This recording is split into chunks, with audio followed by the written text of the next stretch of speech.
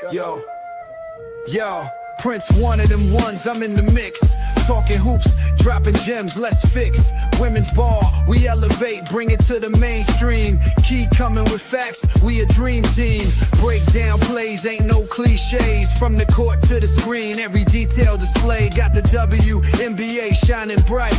Click the like button if you feeling it right. Excuse the takeover, taking charge. Women's game front and center, living large. Hit that subscribe, stay tuned to the ride. We bringing the heat, never gonna hide. From sky hooks to swishes, we capture the wishes of ballers making waves in the biggest of dishes. Prince one and Key got the knowledge artillery, dropping truth bombs effectively, brilliantly. Excuse the takeover, taking charge. Women's game front and center, living large. Hit that subscribe, stay tuned to the ride. We bringing the heat, never gonna hide. Analyzing chat, every stat, interact, breaking barriers.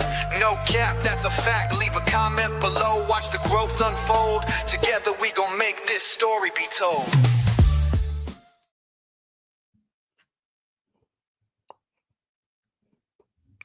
Everybody, welcome in. I know y'all been waiting for this episode. I know y'all have. I know y'all be pressed for Wednesdays to see what we have to say on Excuse the Takeover, where we give the latest and greatest takes on what's going on in recent news with women's basketball. But y'all come on in, get comfortable, because we're going to talk about the draft that just passed on Monday, the excitement around it, everything like that, and the picks and what they can do for their teams. Whether teams picked up what they needed or not, how these players can contribute, whether it's this year or not. We saw a lot on Monday, a lot of emotions and feelings around, everything. Players we thought would go early went later.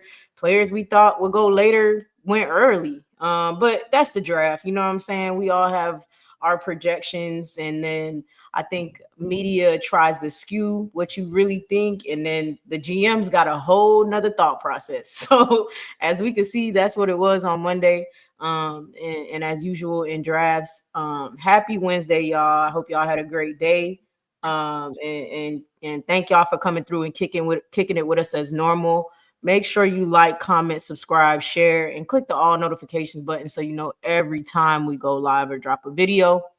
But without further ado, how you doing, Zoe? How you feeling today? Happy Wednesday to you. How's your Wednesday going? Happy Wednesday. Good. Been on the road home.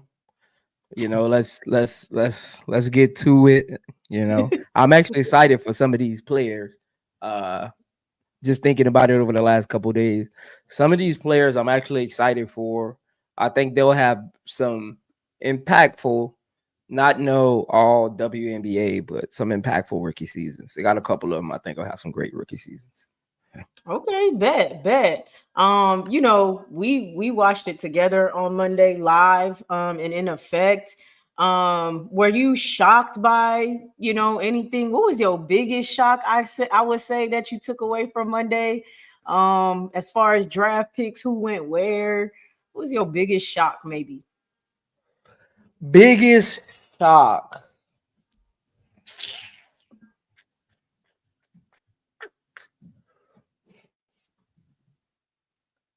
Biggest shock, I would say.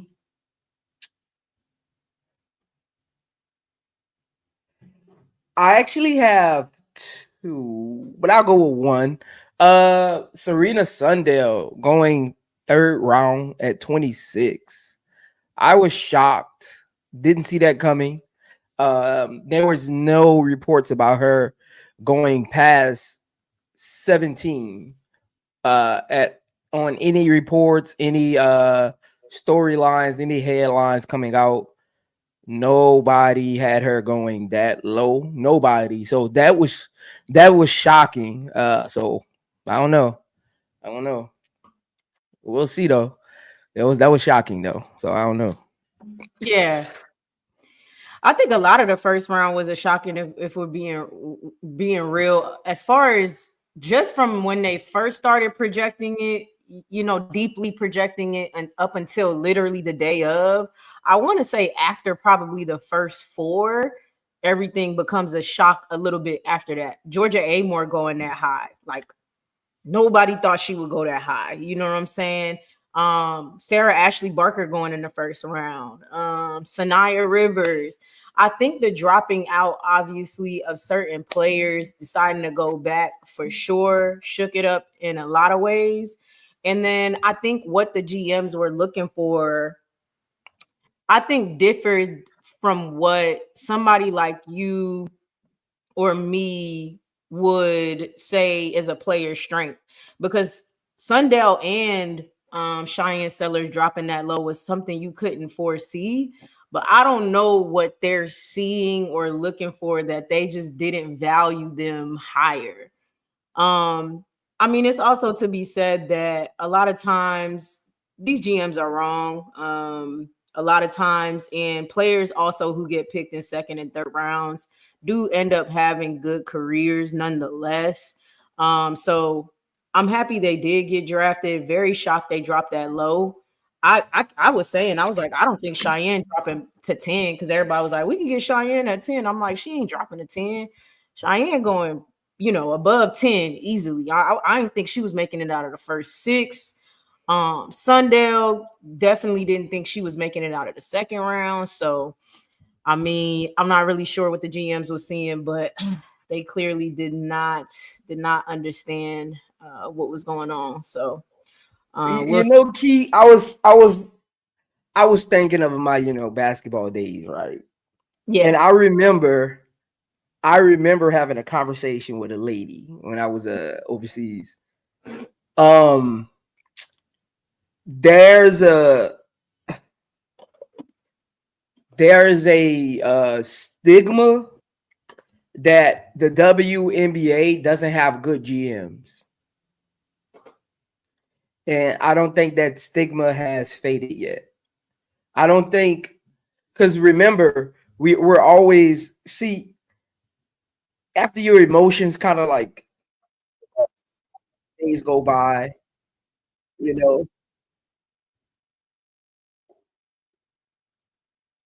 so like I started thinking, right? I started thinking like, we got to remember, what do we always say? The WNBA keeps failing. The WNBA needs to do a better job at marketing. WNBA need to do a better job at vetting players. I don't think the WNBA collectively have good GMs. And that could just be me, but I don't. I try to look at it from a business standpoint. I don't think they have a good collection of GMs. How do you feel about the GMs in the WNBA? Do you think they're all collectively good GMs? I mean, so we got to talk about this, right? If we're going to talk about the GMs, half of them got fired, right? Like half of them got fired last season, or at the end of last season, to bring in 7 GMs got fired. Huh? 7 GMs, 50% of the GMs got fired last year. Literally half of the GM, literally, right? And the crazy thing is, 2 of them went to another team. I see. Okay, I didn't know that they were rehired. They circulate GMs. They like the WNBA has a bad thing of GMs and coaches. You know what?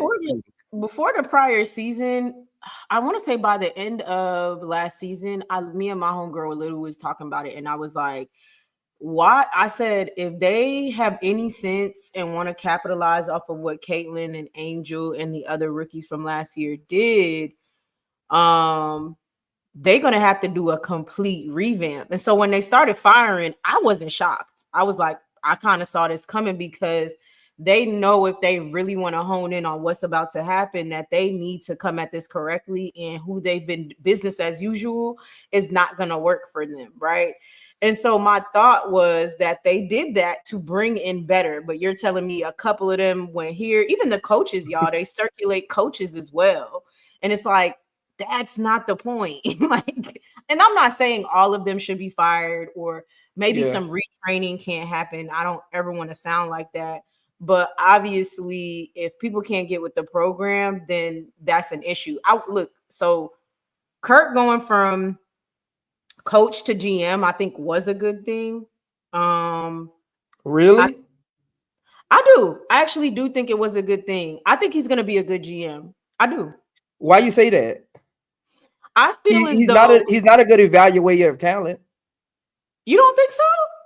No. What talent has he been evaluating? I mean, his prior What diamond teams, in the rough has he found?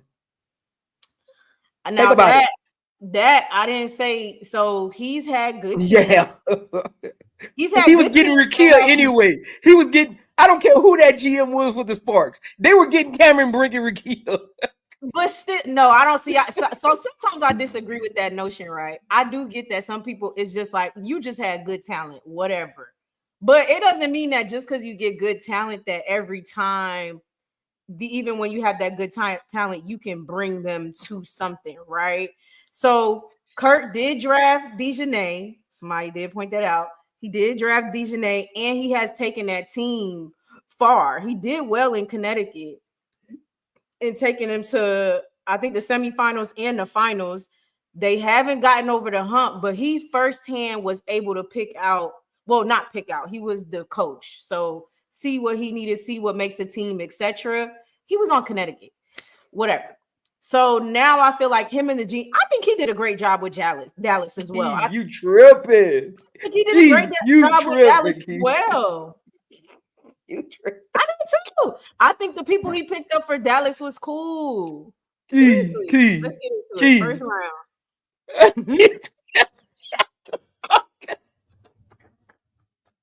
What? The dude, I think technically, cool. I'm not saying I wouldn't even, but Key, I remember that draft.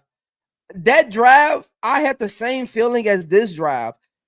First of all, Dejanay shouldn't even fell that far. I don't even know how Dejanay fell that far. They were a foul away from winning the championship. Like, how did Dejanay even? I didn't even know how Dejanay fell that far. Because Dejanay wasn't a bad college player. Well, I mean, he knew that, so he picked her. Look, I ain't saying he should be executive, right? Cheryl run it last year. That's what GMs are. No, I'm saying I was gonna say executive of the year. Like, I'm not saying he's the best out there. The jury's still out. I get what you're saying. He's competent. I get what you're saying. He's competent, but because I know we got to get to the topics. But Key, in sports history, football, hockey, baseball, I watch all of that. I've never seen an unsuccessful coach get fired and promoted. How you get? What was Kurt Miller? Got fired from being a coach on the Sparks and then became a GM for Dallas. Yeah, I've never. How you get fired and elevated? Well, usually you go into like a liaison role, right? You go, if he wanted to, you go into, usually you go into, like, you get fired, you go into the liaison role with the other team, and then if that GM does bad, they just promote you. How you go from being fired to being promoted by another team? Like, a lot of nepotism going on in the WNBA. That I think that's clear. The recycling problem or whatever that the league already has. They just was like, okay, let's just hire Kurt. They didn't look any further. All that to say, I agree with you. You feel me? That they continue to circulate the same staff, and with doing that, they are not raising the ceiling of the WNBA. And some of these GMs don't know what the hell they're doing. A lot of them, most of them, possibly all of them don't know what they're doing. And that bears a bigger issue with actually elevating the league properly. Because you want it to be competitive. You want it to be, the product is obviously already there, but your choices in the draft, I'm not saying any rookie is going to come in and be a star, but it does matter. It matters to what you're putting out there on the court and how competitive you are, etc. So neither here nor there. I understand it. I get it. So look, the first round selections, at 1 we had Paige Bueckers. Number 2 we had Dominique Malonga, Sonia Citron at 3, Kiki Iriafen at 4, Georgia Amore at 5, Aneesah Morrow at 6. Am I bugging? Are we missing one? Aneesah Morrow at 7. We missing a 5 though. It's 1, 2, 3, 4. Number 5 was my bad. That's on No, me. you good. Number 5 was Joyce. Was Just. She went to the Valkyrie. You stay.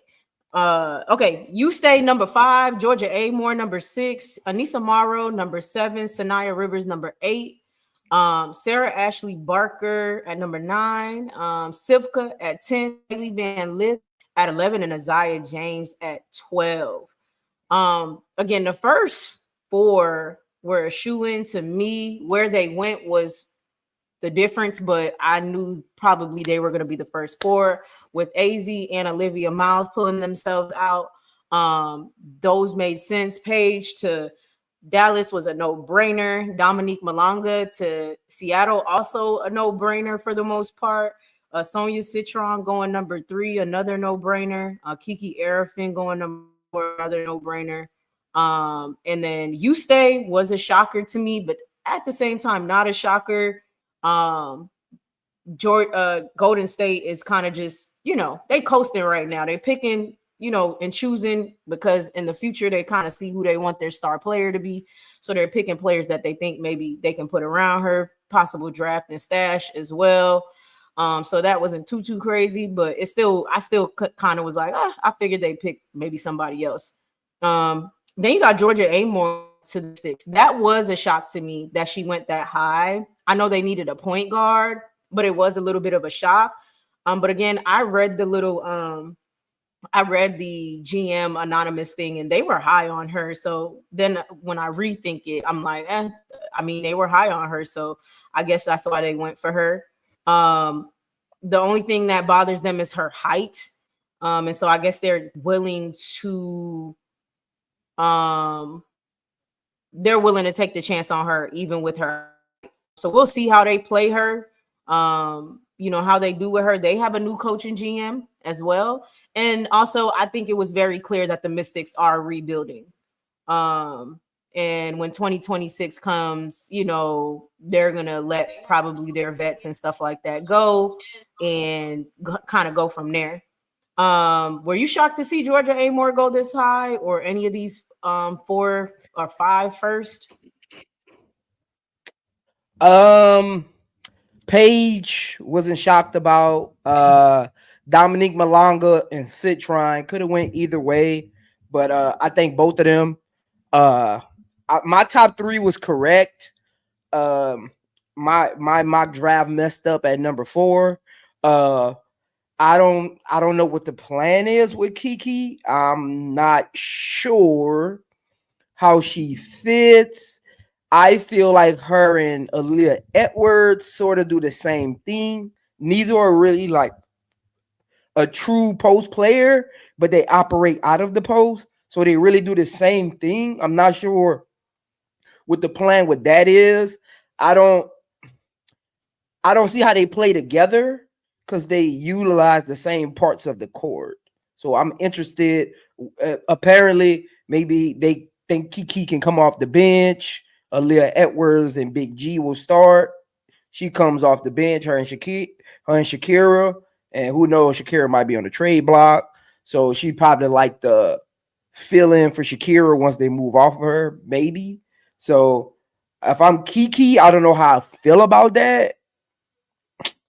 Because again, these players do have to buy in. So I don't know how I feel. I don't know how she feels about that.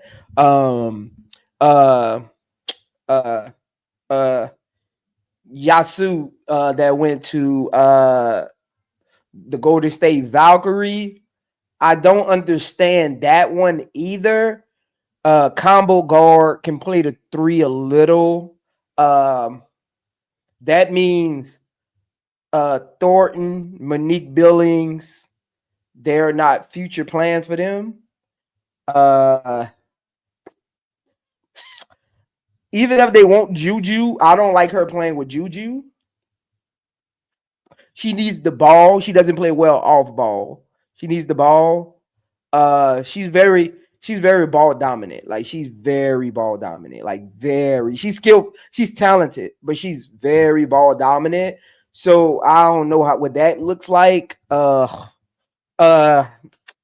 Moore, I'm cool with it. They needed a point guard. Either one would have been fine. Connecticut won the first round to me. I think Connecticut won the first round because they picks make sense. Like, I have no problem with their picks. Their picks make sense. They need a workhorse. They're gonna bring energy, and Sanaya Rivers is a great piece to start your perimeter, rebuild with. Like, they had good choices. I think they had the best first round. What you think about this? They kind of, and this is exaggerating, right? They kind of replaced AT and Dejanay, kind of. You know what I mean? The 6'1". If they play Aneesah at the 1, because AT's only 6'1", 6'2". I mean, at the 4. Why am I saying at the 1? And then similar, Sanaya has a way to go with her offense, but she's supposed to be that. They might play her at the 3.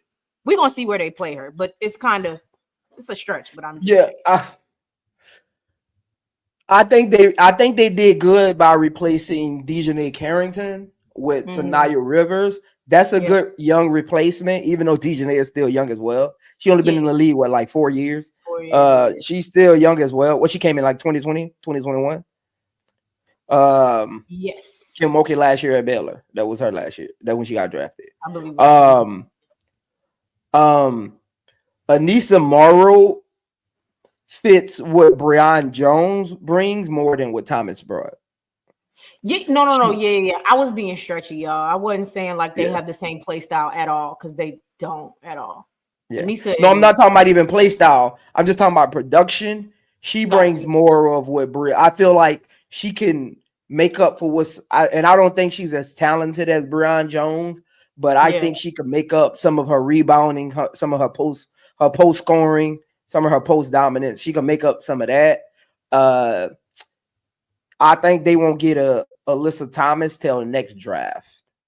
For right now, I mean, Mabry's still there, so they didn't lose no shooting with her. They'll be okay. They'll still be a bottom 3 team, but they'll be okay. Yeah. Nah, I mean, they'll win some games. They'll win some games. Yeah, they'll win some games, and I don't think Connecticut's clearly like, we're rebuilding. We got this coach from Belgium, and we finna run it like that. They're about to see what he can do. So I didn't think nothing of it. I thought those were good picks as well. I thought the Sparks picking Sarah Ashley Barker, I thought that was a good pick as well. It was either Sanaya or Sarah for them. Them picking Sarah Ashley Barker tells me they're sold on Odyssey Sims. I said that though. Because they need a point guard. Yeah, I said that. I said that. I was like, somebody asked me. I think it might have been, I don't know. Anyway, somebody was like, you think she gonna make? I'm like, yeah, I do. I do think so. I think they don't got no scoring off their bench, so she'll make it. And they don't have a real point guard besides her. I mean, they used Ari last season sometimes, so maybe they'll still do that. And I know they're gonna try to appease Kelsey Plum at the point guard position, but they have Odyssey there for a reason, I believe, because it's like, hey, I think it'll be for them drafting her. Committee. I think it'll be point guard by committee. By committee, got you. Okay, cool. I'm interested to see it though. I think they're gonna look good. I ain't gonna lie. I think that they're going to look good. And then we'll talk about their other pick later on. But then we got the Chicago Sky Sifka and Hailey Van Lith. I want you to go ahead and give like your thoughts on these two. If y'all haven't caught his breakdown, go over to iamzomedia and catch it. But if you could just give us a couple cliff notes real quick on how you feel about 10 and 11, what they bring to the Chicago Sky, play styles, etc. Nothing too crazy. Sifka is a big guard. She's ball dominant as well. She's a big guard. Great. She has a great step back shot. She's a great rim runner, great outlet. She can literally be the Kevin Love of the WNBA if she grows into the role correctly. If she accepts it, how Kevin Love, great with outlet passes. He has that great step back shot when he was with Minnesota. She's not a great rebounder. Her perimeter defense needs improvement. She plays the passing lane well, though. One thing I didn't like watching tape on her, she doesn't like physicality. She kind of disappears if you're physical with her. Her offense kind of dissipates. I don't know if she can be a high volume scorer, but she dribbles a lot. So I don't know how much Tyler Marsh is going to like that. She dribbles a lot and she doesn't score that well. She's a capable scorer, but she isn't like this prolific scorer. She does, her career high is 30 points, like in 2023. It was like 2 years ago, in one of their FIBA games. But she has a high ball usage, but her scoring isn't like real prolific. She gets easy shots though.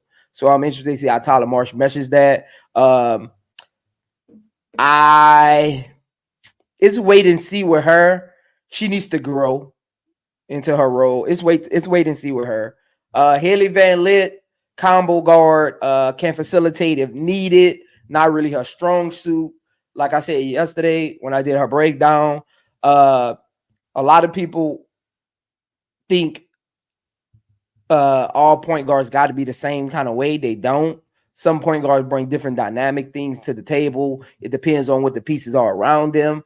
I did think Chicago needed another facilitator, but I think they're going to, utilize Iriafen as the secondary facilitator and perhaps put the ball in angelreese's hands a little more, or even Camilla.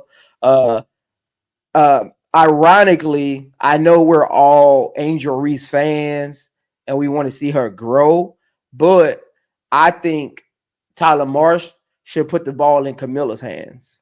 If he's going to put it in a big hands, I think it needs to be in Camilla's hand, because Angelreese is a better off-ball big than Camilla is. I would rather Camilla do the entry passes and let Angelreese work off-ball setting screens, especially if you got Sifka, Maddie, Rachel, Kia Nurse in the game. Angel is a great screen setter off ball. I would rather have Camilla at the high post because she did it in college for 4 years, won championships doing it. So it ain't like she was losing and doing it. She was winning and doing it. She's unselfish and she don't got to score.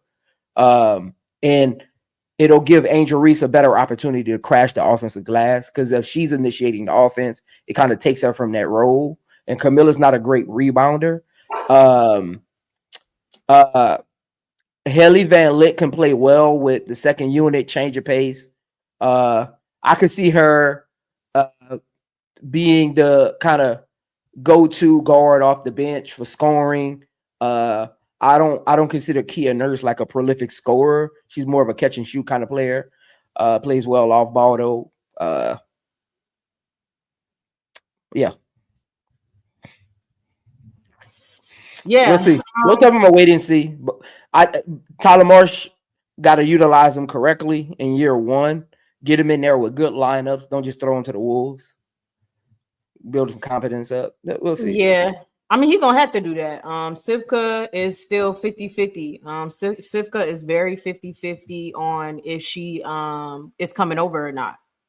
So we don't know. She says she wants to. She's 19, young. She's not sure she's ready yet. These overseas players know, what I'm saying, about the league. They know how much more physical it is, how much harder it is. And I think for that reason, a lot of them, that's why they take their time coming over. Dominique Malonga is Dominique Malonga. So she's coming over now because she's about to set a precedent. Quiet as it's kept, she's going to be the next growing piece of the league, if you ask me, for sure. As far as just what they're expecting and projecting her to be, and the hype around her, things of that nature. But Sivka, she says she's 50-50 about coming over, so that could end up being a draft and stash. So there's that. Hailey Van Lith obviously will be there, will be playing. I believe Hailey I believe Hailey has already made the team. To be completely honest, I would be shocked if I see that she got cut or something. And I think it'll be interesting to see. I definitely think Tyler Marsh, they call these people developmental coaches. And so we're gonna see what they got, because I think she'll definitely need help coming along. She's somebody that wants to work though, right? Not like some of these players who I feel like becomes deeply disinterested, etc. She's somebody that wants to work. That's a great quality she has. I hope that her struggling though doesn't get to her head. She does get in her head about it, emotional about it, when she's just naturally struggling, if she's not already good at something. And a lot of us are like that. Like, you're not immediately good at it, it messes with you. And so I hope she gives herself, people are like, y'all need to give, I hope she gives herself grace on coming along in this league and coming off the bench and things like that. She's always been a star everywhere she went, seriously. And so, you know, you kind of back in a position where you're learning again, similar to that LSU year, completely different situation, but learning again, and you're in Angel's spotlight. And sometimes that's hard for people. I think people don't understand that. So we'll see. We'll see. I'm excited to see what happens. Not happy with Chicago Sky's picks, but I'm excited to see what happens nonetheless. Number 12, Dallas. It'll be a growing pain year. They'll win games, but it'll be a growing pain year. It'll be some adjustments. I think Tyler Marsh will struggle early, trying to adjust the head. It's different head coaching versus just working players at practice, helping coaches make adjustments at halftime, doing film study. Is different when you're the one that has to make the final call, not just giving a suggestion, and it got to work. It's different.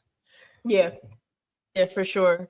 We got Isaiah James at number 12. I'm just a fan of her, so I was happy to see her get picked up. I do think she's good coming off of the bench for them as a scorer.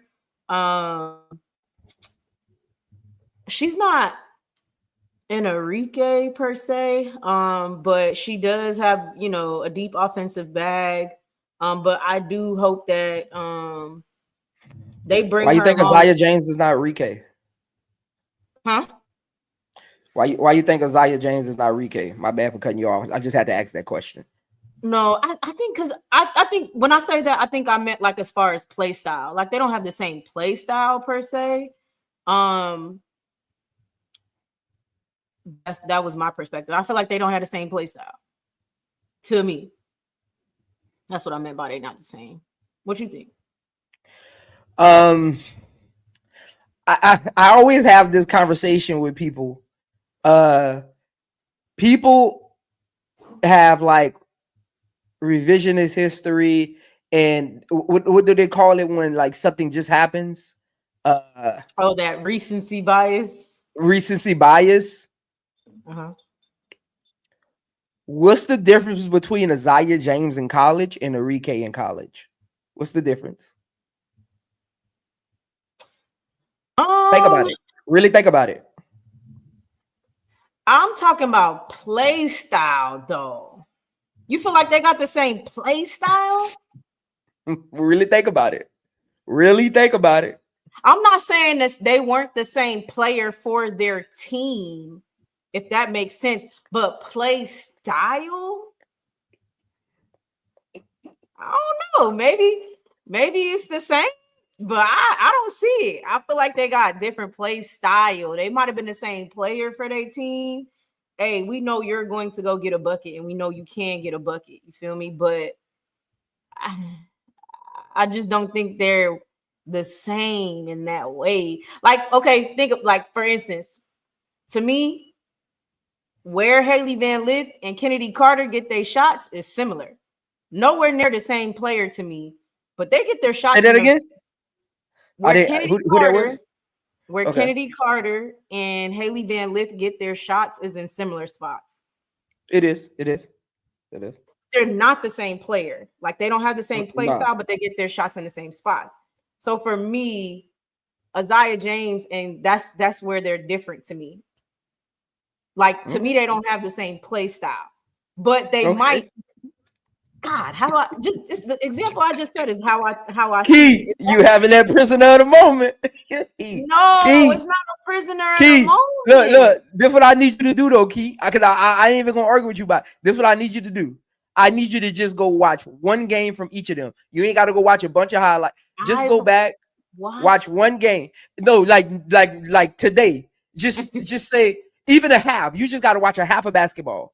Just go watch one game of Iriafen at Notre Dame and just go watch one game of the Zion James Flash. Just watch it again and text me and tell me what you think. Just text me and tell me if you think their play styles are real close. Okay, I will do that tomorrow while I'm working. Do that and text me and let me know. I'm interested, and we're gonna let y'all know in the next episode where Key stands after she watches that again. Okay. All right. Well, I do think she's a great addition, and I think that's just because I like her as a player, and so I'm like, yay, she made a roster. If they do have similar play styles, I might have a different opinion because I don't know how I feel just yet about Paige and Iriafen. So if she's the same thing, then I don't know how I feel yet. But I don't think she's the same. So there's that.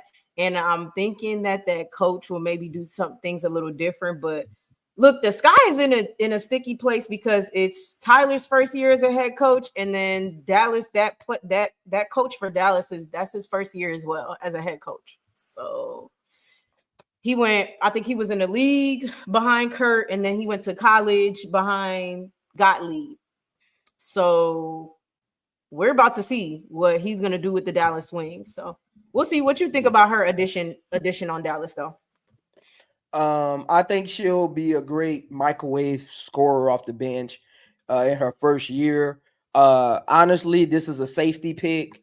They need it. To me, she's the best bucket getter in this draft. Like just put the ball in her hands and go get a bucket. So that's why they took her that high, because that's all they needed out of this draft was another bucket getter. Because Dejanay struggles scoring, Segrist struggles scoring. She's more off balls, catch and shoot. They really didn't have another scorer, and I don't think they want Paige to. I don't think the best outcome for Dallas is if Paige is your second leading scorer. If Paige is your second leading scorer, I don't think you're a good team. Paige needs to be your third leading scorer, number one in assists, and top 5 in rebounds on your team, and you might have a successful season. You talking about this season? Overall, I think I don't want Paige being the third leading scorer for the rest of her career. Trust me, it'll be the best thing for her. I know you don't want her to be, but it will be the best thing for her. Trust me. It will be look, that don't mean y'all gotta get out of this. Y'all gotta get out of this mindset of the leading scorer, that's their team. Iriafen could lead them in scoring. That don't mean this is her team. No, that's not even. I'm not talking about you, Key. I'm not talking about you, Key. I'm just talking about in general. People think scoring. Oh, no. Like, and for some reason, fans think they determine who team it is. You don't determine who team it is. When they go into that film study, when they go into practice, when they go in that locker room and get dressed, the coaches determine who team it is. Fans, you don't determine who team it is. Contrary to what you think, you don't determine who team it is. I think it can still be Paige's team, even if she's the second leading scorer. I don't need her to be the leading scorer. I need Paige to be second, third, first in assists, and top 4 in rebounds. Like, that is the best Paige. That's the best Paige. Because if you turn her into the leading scorer, you're going to run her dry. The best Paige is second, third in scoring, and first in assists. Okay. I like her as second, not third. I'm cool with second, not third at all. I selfishly need to see that next level of Paige more often, not all the time. So that's why I'm not cool with the first thing, because some of my favorite things about her is just how high IQ she is, how unselfish she is, things of that nature. And you're not the leading scorer when you're doing that stuff sometimes. And so I'm cool with second for sure, but I don't want her to remain third. That's too Connecticut like. But we'll see. So do you feel like it's gonna be Arike, Paige, Isaiah? Is that how you feeling? Maybe. No, I definitely don't think Isaiah gets more than Paige. I don't think Isaiah has a true impact until next year. Yeah. I think they'll slow walk her because they're her backup plan for Arike. So I think they'll slow walk her. I don't think they're going to just throw her out there to the wolves and say, go do what you do. Be mindful they have Madison Scott as well, who we're gonna get to in the next round. Right, so I can see Madison Scott being up there too. I could see, and again, Tierra McCown, don't forget about her as well. She's a double-digit scorer. I think she averaged 12 last year. So I could see Paige averaging 15, 7, and 5 this year. That's this year. That's a good Paige because again, Arike led the league in scoring too. So Paige 15, that ain't no slouch numbers in a rookie season. No. She 15, 7. Yeah. So if Paige is average, the reason I brought up Paige numbers. So if Paige is averaging 15 and she's probably going to be your second leading scorer, I think Dejanay is going to average about 10. Tierra is going to average about 9 to 10 as well. So Isaiah James might be around 7 to 8 a game. She might be around that kind of like area because I think in her first year they'll walk her into it and she'll get she'll be in like spot sets. Like she'll be in sets with defensive players, so like she won't get that many opportunities to be like the main scorer. Yeah, for sure. Well, I'm excited to see her hit the floor, see what she does. They're gonna have to walk Paige along too. Like I know who Paige is, but you know, a rookie is a rookie. It takes some time to get acclimated for sure. And I know Isaiah.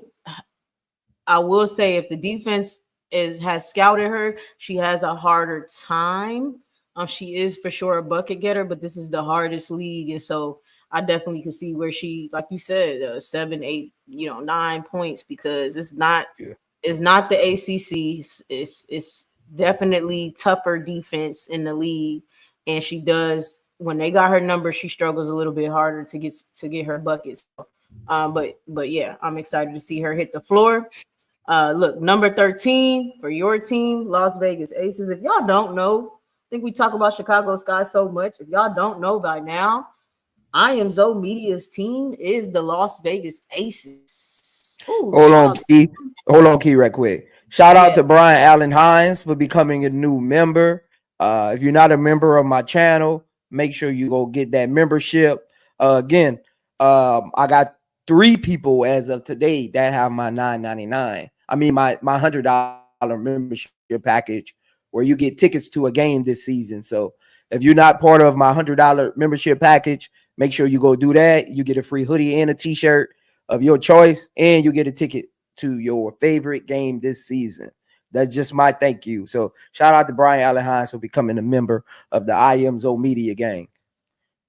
For sure. Shout out to you, Brian. Shout out to you. But yeah, I was saying that Zoe is actually a Las Vegas Aces fan. So how do you feel about this addition, Aaliyah Nye?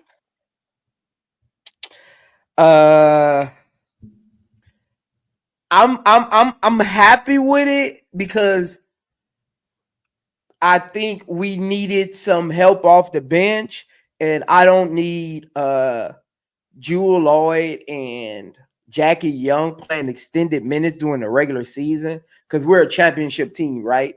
So that was one thing I was concerned about with our bench scoring was like I don't want them to run both of them dry during the regular season because we need some scoring off the bench, having them play extended minutes.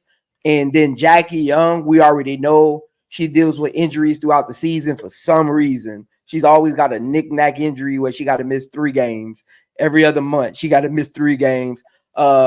Even Chelsea Gray, she came back late last year, banged up. So I think Isaiah James should definitely be on this roster. I know there's rumors that she might not make the roster.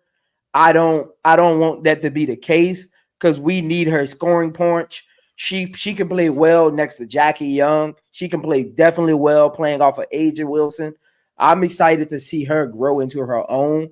I think she can become 6th woman of the year. That's the confidence I got in her offensive game. That's what's up. That's good. I was excited to see her go too. Her and honestly, all 3 of the Alabama shorties got, and I low key think I like them. I like all 3 of them. So I was excited to see Aaliyah and I go there. Obviously, going to a championship team straight out of college. That's just crazy. I know she's super excited to contribute. A part of me thinks she does make it. A part of me thinks she does make it. They got to move some stuff around over there in Vegas, some players around and stuff. We do. I think she's not the one to get cut. I think that somebody else could get cut. Prince, you're frozen. I don't know if you could hear me, but you frozen, Prince. But yeah, I was happy to see those players from Alabama get drafted. Aaliyah Nye, I think they all got heart, man. That's what they showed me. All 3 of them showed me that they got heart. So I'm excited to see what they can contribute. What was I gonna say? As far as other players on that team, I think they walk away from other players before they walk away from these ladies. I do. I actually think they walk away from these other players before they walk away from Aaliyah Nye. And we'll talk about the other person that they drafted. So I think they walk away from Dana Evans. Yeah, I think Dana Evans gets cut for sure. I definitely think Dana Evans gets cut. I mean, they need to Kirsten. What are they doing with Kirsten, y'all? Like, Kirsten is just, I mean, I don't understand it. Like, so, I mean, but you always have them players that you push to the end of the bench. I just, yeah. I don't know what they do with Kirsten, to be honest, or a couple other players, but I think that Aaliyah Nye makes the team. They needed a backup point guard too. We'll get to her, Hermione. But I feel like all right, you back. Yeah. I'm going. Look, I'm going to AT&T when I come back from Louisiana this week, and I'm going to get that new. I don't know what's going on. What's going on? Yeah, it is recent that it's been doing that. But I know. Yeah, I was just saying that I think that they cut other players before they cut Aaliyah Nye. Yeah, she's making it. She's making that roster. She's making that roster. She's making that roster. I've even seen Aja Wilson tweet it, so she's making that roster. So if she tweets, you good.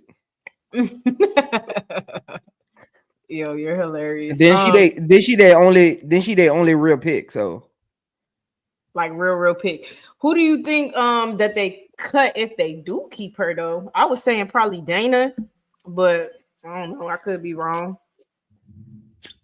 I mean, Kirsten Bell, she got to go. I mean,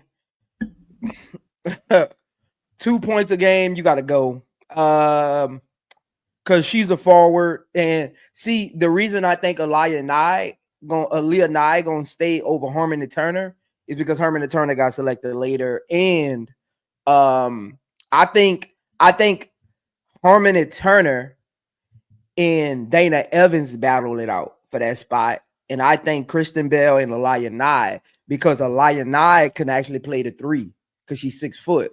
She can actually play the 3, and she can play the 3 and the 2.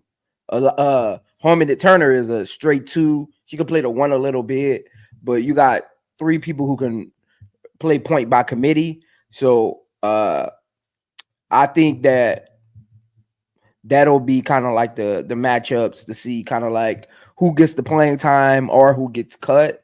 I think Dana Evans or Kristen Bell gets cut. It'll probably be Bell. But it'll probably be Bell and Turner. Because everybody else kind of got like solidified spots. Who the hell is Turner? You said Turner? Oh, Harmony. For some reason, I see her making it too, though. We'll see, y'all. We're gonna see. I see her making it too. Because I feel like y'all don't have no backup point guard for real. We that's why I say we don't, but by committee though, we can play by committee. Again, it depends on how they feel about Dana Evans. It really depends. They haven't really like said anything, like no reports have came out about like how they're going to use her. Like when a player goes to a team, the coach will come out and be like, we can't wait to use her in this system. Like there haven't been no reports. So I don't know. I don't know. We're gonna have to see, but we'll see. We'll get into Harmony a little bit later. At number 14, we got Madison Scott going to Dallas as well. Madison Scott. Madison is kind of a Swiss Army knife, right? Can she play like 1 through 3 or something like that? Nah, 2 to 4. 2 to 4? Okay. 2 to 4. Okay. 2 to 4. Okay, so that's a good pick there too. Coming from Ole Miss, definitely has defense. And I don't know if she's much of I didn't watch a lot of Ole Miss, y'all. I ain't gonna lie. Let me see. Let me see here. Let me see. I'm gonna look at her averages. 6'2". I was surprised she went that high, honestly. I had her going in the 20s. I had her going in the second round, but I actually had her going to the Mystics at 23. Okay.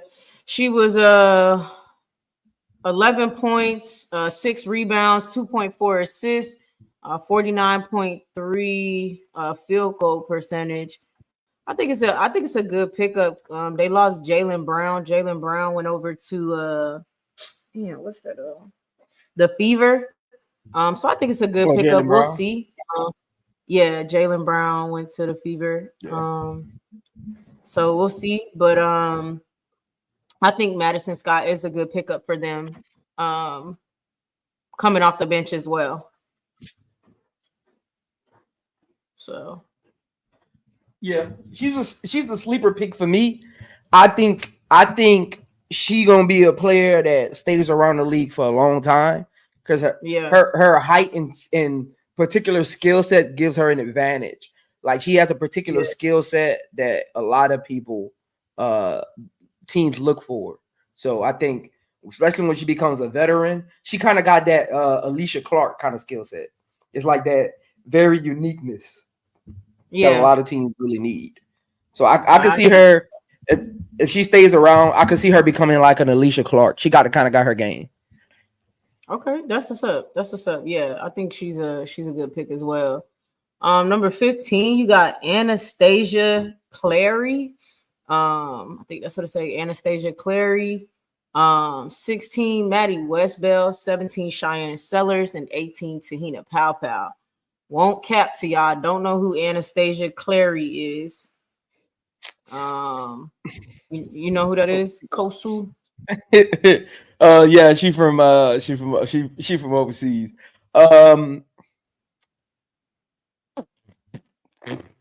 Cheryl love her some overseas players, man. Cheryl Reeve love her overseas. She got a Kia Nurse type of game. She's okay on defense. She can guard the perimeter. She can guard 1 through 3. I didn't have her going that high. I had her in the 20s as well. Honestly, I thought the Fever would take a chance on her because they need perimeter defense. So I had her going to the Fever. So I was shocked she got chose that high. But I thought about it and remember last week we talked, Key, and I was like, they need somebody to kind of replace what Hine Allen's did for them. And I was like, they don't really need a pick, but they need somebody to kind of replace her rebounding, her guarding on the perimeter, and that's what she does. Okay. So once they picked her, I understood it. Okay. I think as of right now, Minnesota is at like 20 people. So I think they're really trying to make sure that they have a championship roster and cover all their bases this year. They're gonna have a big training camp, and I guess they just gonna have these people battling out for spots. Oh, Chicago signed 2 people today, by the way. Did you know that? Man, I'm not worried about none of that. I know. It just came to me. I'm gonna actually text you the 2 people though. Okay. Look, I'm telling y'all right now, don't ask me to do no. Look, let me say this right quick, Key. Stay out of my inbox, man. Stop emailing me. Stop sending me messages on Instagram. Stay out my inbox, man. Look, I'm not wasting my time doing breakdowns on no training camp. Key, I don't think they understand what goes into my breakdowns. How much work, how much film I gotta watch on players, how many notes I gotta take, how many times I gotta rewatch a play because in case I miss. Like a lot goes into doing breakdowns. That's why you get paid a lot of money to do it. That's why scouts get a lot of money. That's why their job is so precious during the draft. Like, I'm not doing no training. Look, I even thought about it. I'm not even doing the number 22 pick breakdown no more. I'm canceling that. I took it off my StreamYard. Like, nah. I got you. I'm not watching that tape for no reason. I'm not watching that tape for no reason. Let me get your super chat. Hold on. All I ask is when you lay your head on that pillow at night, know I gave you everything I had. Hey, shout out to ST13 for the 1999 super sticker. Appreciate you, ST13, always coming through. A loyal follower and making sure to donate. Appreciate that. Hey, everybody, make sure you're hitting the like button, comment, and subscribing and sharing. Okay, make sure you hit the like button. Yeah, I mean, listen, when he traded the number 3 pick, I hopped off the bandwagon then of putting my thoughts into, because ever since then, people then after that was like, who you think he picking at 10, 16, and 22, Key? And I was like, y'all, I have no answer for you. I have no thoughts on it because he does things without rhyme or reason. And so I can't even, my mind is competent. And so I can't think into an incompetent person's mind. And you waste a lot of energy doing it. And so I just don't got it. I'm just excited to see what they do. I'm just sitting and waiting at this point because I can't do it. I can't do it, y'all. So that's where I'm at. Need to see how it plays out. How it plays out. Yeah, we'll definitely see how it plays out. But at 16, we got Maddie Westbell. That I wasn't shocked by Maddie, not only because he said something, but I even had been saying not because I think she's this phenomenal player. I was like, I know they want to stretch the floor. She does that enough for them. She comes in, plays spot minutes. She doesn't have good enough defense to be on the floor long, but she can stretch the floor while Angel takes a seat. So I think that's why they chose her, amongst other things. So yeah, how you feel about Maddie Westbell? Again, I did her breakdown earlier today. Make sure you go check that one out. Appreciate all the comments on it so far. Great to play alongside Angelreese and Camilla. I have Maddie as the best off-ball big in the draft, like the best off-ball big in the draft. And I have her as a top 3 off-ball offensive catch and shoot player in the draft. She's top 3. She's top 5 best just perimeter just screen setter in the draft. Top 5. I got a top 5. Bree Hall up there too. She says great screens at the elbow. Maddie has a unique skill set as well. Very limited but unique. And Tyler Marsh, he can have sets where she can be the difference because of her ability to play off ball, not need the ball, catch and shoot. She does have to work on her release a little more. Her release is a little slow at the next level. The fees, the ages, they're going to make you put it on the floor. She doesn't dribble that well. She doesn't even really like to dribble. So I'm wondering if that's going to be an issue for her in her first year that she needs to kind of like overcome. But she has high IQ though, and she's a great post defender. I was watching tape and I was actually shocked going into her film study. I wasn't sure what I was seeing her post defense, but she actually denies the entry passes. She's great at blocking you at the highest point instead of waiting for the ball to waiting for you to elevate. She blocks it at its highest point. She's you can tell the way she plays on defense. She's aware of her height. Like you got some players who don't really realize their wingspan. She's aware of her height, and she has high IQ. She's just her skill set is limited though. She has high IQ though. So I'm actually interested to see how he utilizes her. Yeah, I would play her more with Angelreese than Camilla though. Okay. So not when Angel sits down. Okay, I hear you. No. I would play her because Angel can play the perimeter and she can guard the post. Yeah. Maddie is interesting to see in motion. I think she's super talented and then untalented at the same time. It's the craziest thing. Like, she just is like, I can't explain it. Watching her is like, how do I explain it? Like, I like her offensive game, and I could see what you were saying about the defending in the post, because Sedona was struggling against her, and I was actually shocked because I was like, Maddie's not that great of a defender. But then I'm assuming it's because her lack of defense is when somebody take her off the, you know what I mean? Like, she's not on my breakdown, her weakness was perimeter defense because she's just slow. She's slow, but in the post, you only got so many moves, so she's able to guard it better and use her height. Yeah. And again, don't let this season be an indictment. She is actually a 35% 3-point shooter. She's not a 30%. Yeah, don't let this season be an indictment. Yeah, she was good last season. I liked what I saw from her last season. I watched their March Madness run from last year. And she was good when she was healthy for sure.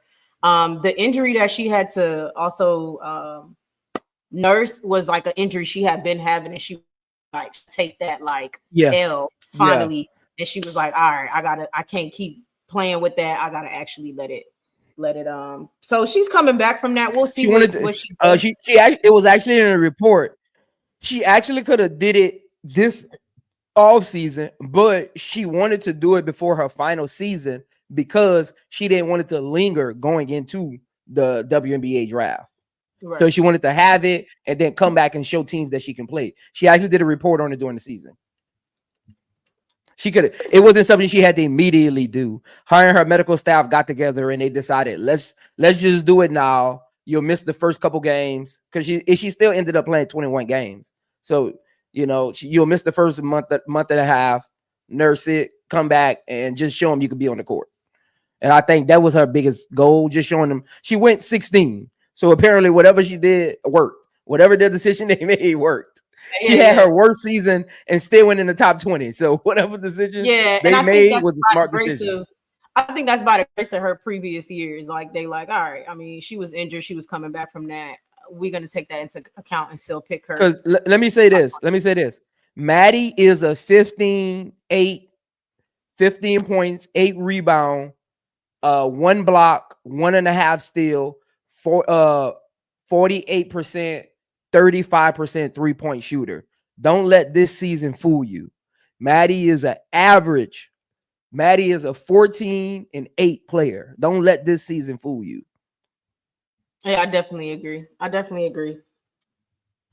Well, y'all go check out that breakdown. Check Maddie out. I think she's a decent addition. I don't hate it. Cheyenne Sellers. I got an averaging 6. 2 threes a game. I got an averaging 6.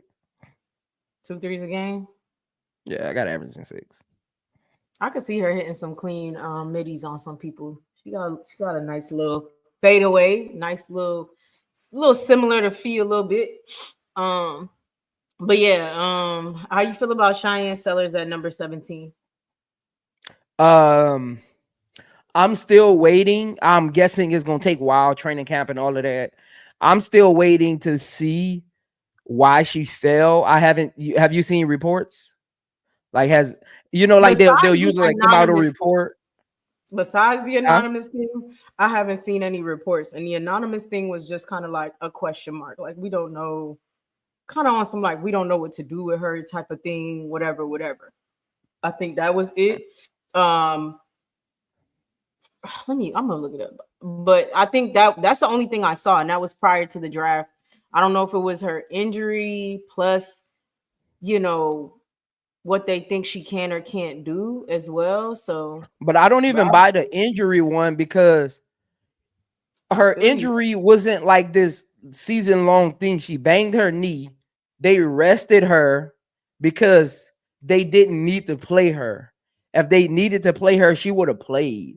It was one of those like NBA is a long season. Even if it's just a knick-knack injury, they'll rush you for a couple games and let you come back. Like it was one of those. Like it wasn't some she needed surgery.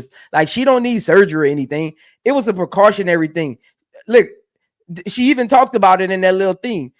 Again, her and her medical staff got together with the coaching staff and said, hey, let's sit her out 2 games so she can get back to full health going into March Madness. I mean, going into the tournament. It wasn't even March Madness. It was going into the tournament. She did the little sit down thing in the middle of the court with I guess one of the reporters from the school. Like it wasn't even so that's why I was shocked on draft night when people were saying that, because even that injury was overblown. Like that wasn't some easy for we gotta monitor her. We don't want her to run too rapid. It wasn't that. No, it was just she's your star player. She's about to go into the draft. She's touted to be a top 10 pick. The medical staff, her and the coaching staff got together and said, hey, instead of you being gimpy on it, get the swelling down, get back healthy, get your lateral quickness back, and then come back. It was really that. That's all it really was. It wasn't Yeah. she don't even need no surgery. She's ready to play. Because think about it. She wasn't on no mini restriction during the March Madness. She literally played the entire game against South Carolina and balled out. Like, so I don't get whoever started that. Like, that's unnecessary, and you could tell they're not an athlete. That happens all the time. You bump knees with somebody or you land wrong. You get a little swelling around the tissue. 2-3 days later, the swelling goes down. You start running again. Get your momentum, get your rhythm back, and you good. Like that happens all the time. I don't know. I don't know what it is then that maybe they don't understand her talent level, things of that nature. I really don't know. And I haven't seen anything about it.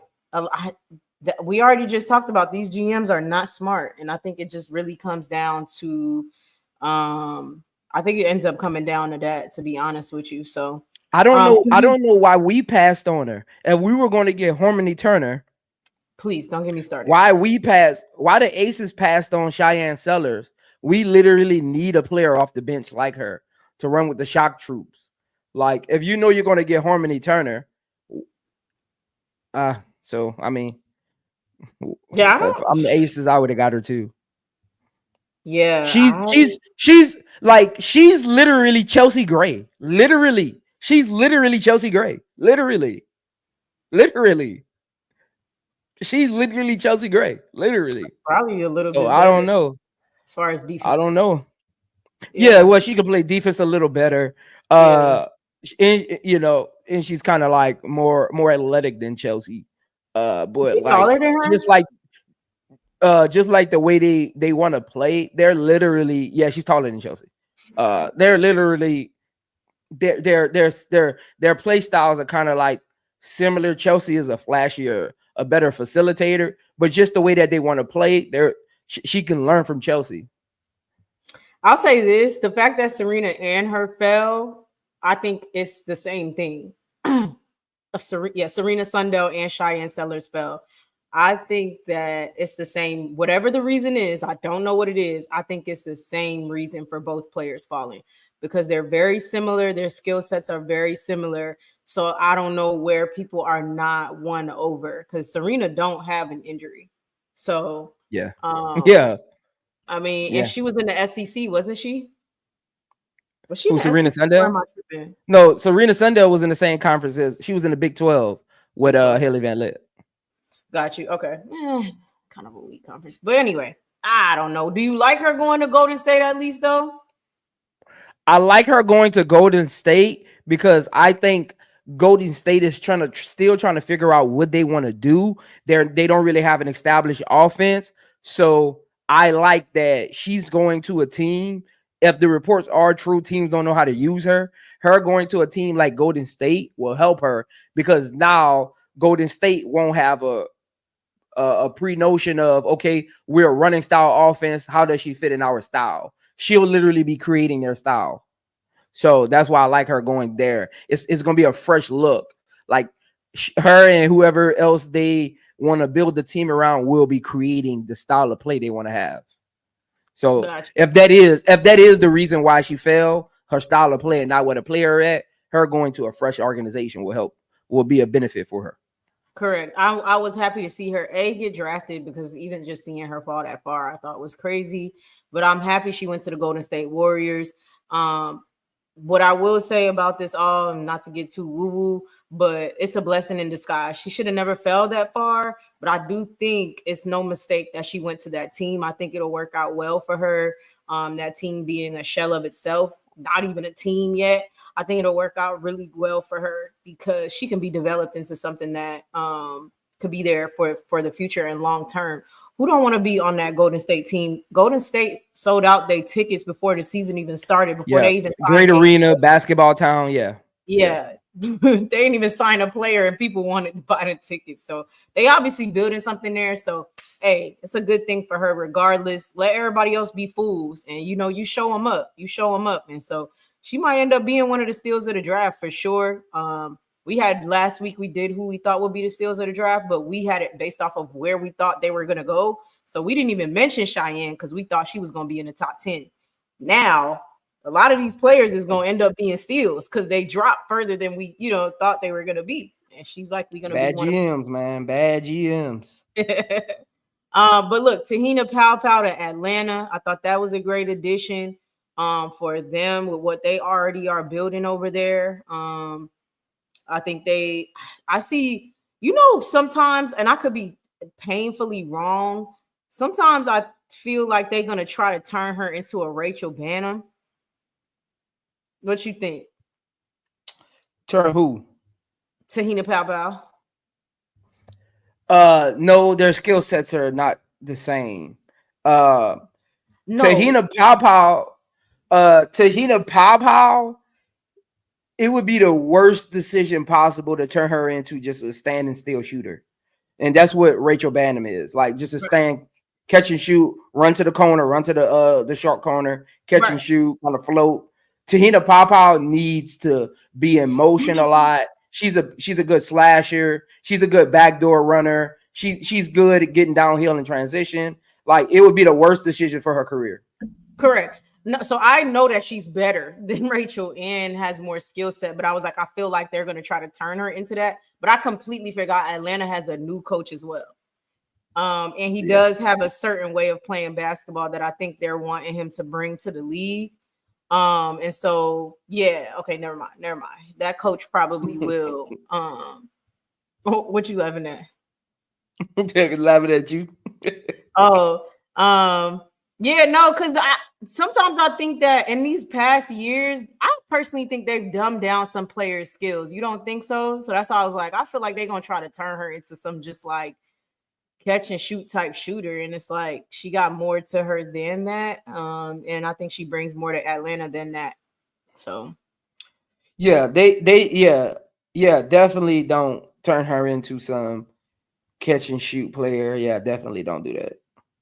Yeah, definitely don't do that. Yeah, we got Fever up next with Michaela Timpson and Bree Hall. I think those are actually good, two good signings that they had. As far as them letting go of Shorty that went to the Golden State. Oh God, I can't remember her name. Who?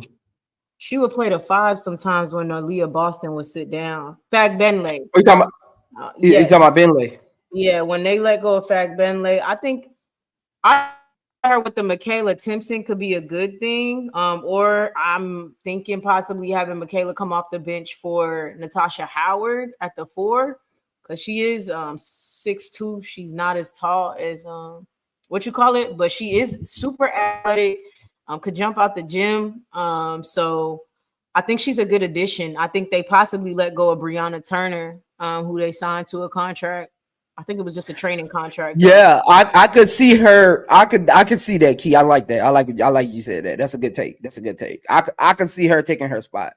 I could see that. Yeah. I could see that. Yeah. Because Timpson could literally, if you were the coach and was like, I want to make Timpson a focal point, Timpson could average 12 and 10. Literally, she could average 12 and 10.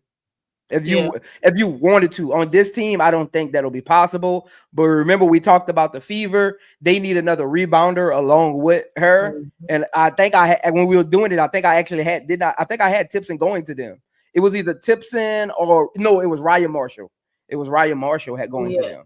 Yeah. And I think it was Ryan Marshall going to them, but I think they liked the offensive package that Timpson gave. Timpson gives over Ryan Marshall. So I think that's what it was. They're both great rim protectors. They both average 3 blocks a game. They both average 12 rebounds, but Timpson averaged a couple more points. You can do more with her offensively. And technically, Timpson fits better in that offense than Ryan Marshall would, because Timpson can move a little better on the perimeter. So I see why they chose her over here. For sure. And then you got Bree Hall. Bree Hall to me is similar to Lexi Hull. To me. So that means, you know what that means? I mean, I've been saying I wonder what they like. I've been feeling like she on her way out, but I just didn't know how they're gonna do it. I'm really not understanding it, but it does look like they're building a team and getting rid of Lexi Hull. That's how I feel. So, but Bree to me is similar of a player to Lexi Hull. I could be wrong, but she's similar to her to me. You know what I mean? So I mean, I think she's gonna have to fight it out in training camp for sure, but we'll see what happens with her. I don't know if she gets, you win some, you lose some. Yeah. So we'll see. Number 21, we got Sanaya Fagan. I didn't even realize they went back to back with that. Bree Hall and Sanaya from South Carolina. We got Sanaya Fagan, going to the Sparks.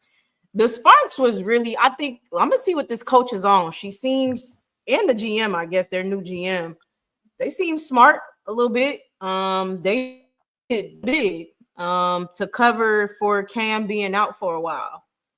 They needed a big to cover for Cam being out for a while. So Sanaya Fagan was a good pickup for them, just to cover their bases with that. And they lost Leah Rue, and Mercedes Russell is a dud. Okay, I don't care what nobody say. Mercedes Russell, I don't know. She didn't like playing for Seattle, so maybe that's why. But that girl is slow. She's slow and she's lackadaisical. She seems uninterested a lot. So getting young talent like Sanaya Fagan, who has to fight for their spot, I don't know. Mercedes Russell could be up out of there, and they also lost Leah Rue. So I think they were smart to pick up Sanaya as a backup plan per se. Yeah, look. I tell you, the price of paper going up, Key. Go cut you a tree down. Go cut you. Everybody on that panel, I'm gonna drop that. Look, I'm gonna drop all them snippets. I was right a lot about what teams needed, and they wouldn't get it. I'm gonna break them snippets up. I told them the Sparks needed another paint presence because Cam was out, and everybody was like, "Nah, Cam will be back. They need this."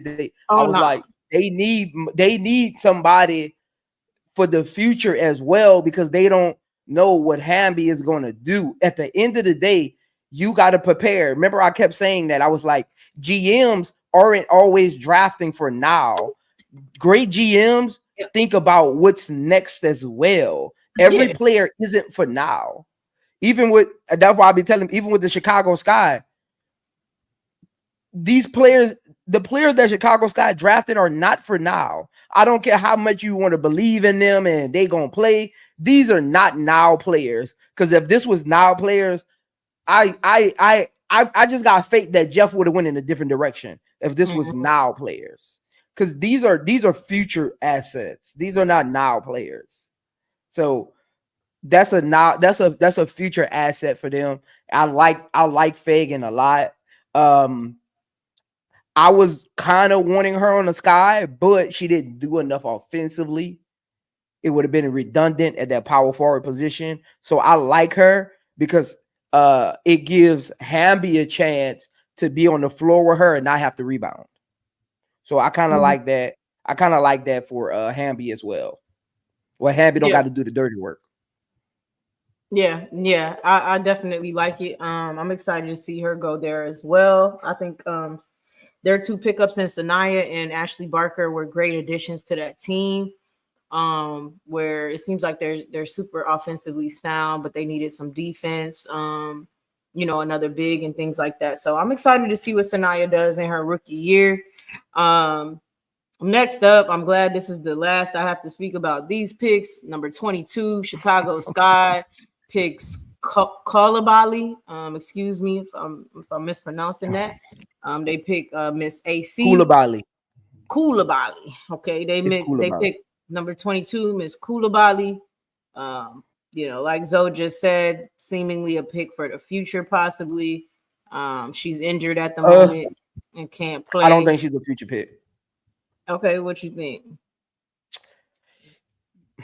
Maybe she's a future pick if they feel like Michaela won't work out.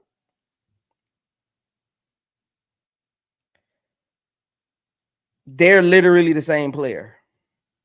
A lot of people keep forgetting this, but Michaela was actually a dog in college.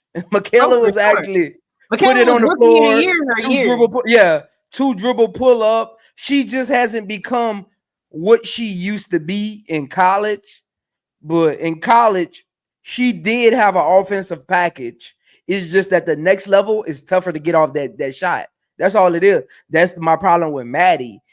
Yes, she can shoot, but when you're not great at putting the ball on the floor like that, it gets a little tougher for your game. Now you got to adjust. And Michaela just hasn't adjusted. And they want to turn her into a catch and shoot player, and that's not her game. Michaela is not a catch and shoot player. Michaela is a rhythm player. She needs a couple dribbles. She needs to be on the move. Gotcha. Okay. We'll see. We'll see with that. I mean, that's Michaela's insurance policy. That's not a Kia Nurse or Rebecca Allen. That is a Michaela insurance policy. Okay. Again, I wasn't happy with this pick as well because the excuse of people being injured can't be used when you pick her at 22. So she won't be on the team though because she's not playing. They gonna have a backdoor deal where she just comes back to camp next year. They'll cut her. She'll be cut, but they'll have a backdoor deal because no team will be fighting for her because she's injured. So they'll have some backdoor deal where she just comes back next year, training camp. Okay, we'll see. I'll have to see her then. I don't know much about her, so I'll have to see her then. And I'm not about to go looking. Sorry. Number 23. Yeah, because you said you're not even doing hers no more, right? No, I'm not doing that. Nah. She's not playing. I'm not doing a breakdown of player that's probably not playing. Yeah. I feel and again, she's a athletic person. So with that ACL injury, I don't know how athletic she's going to be because we're hoping she can come back and be what she was at Texas A&M, right? The athletic quick guard can put up a bunch of points. So, and again, your first year coming back, you're not yourself. So it's a high chance she never plays for Chicago because if they do invite her back with the backdoor deal, she won't be who she was at Texas A&M. And somebody could literally end up beating her out. So it's a 60-65% chance that's a wasted pick that never becomes nothing because of the challenges you have with training camp and coming back, somebody could literally beat her out that spot next year. Yeah, I don't know. I don't understand it. I don't know why they didn't pick Serena. I really don't. Yeah, I would have even if you drafted Hailey, I would have got Serena and said y'all fight it out.